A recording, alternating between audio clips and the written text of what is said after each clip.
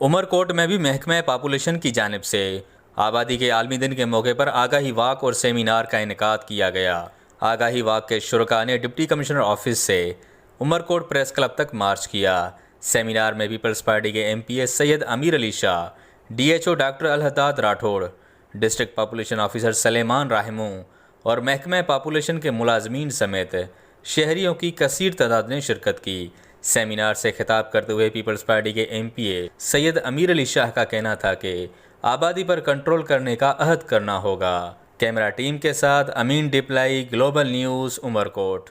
Economical हुजे या पानी जो हुजे मसलो या ॿिया खोड़ सारा थियनि था मसला, त उन्हनि जो सॼो कुझु जेको आहे त उहो जमा थियल जेके आहिनि इशूज़ त उहे थींदा आहिनि पॉपुलेशन।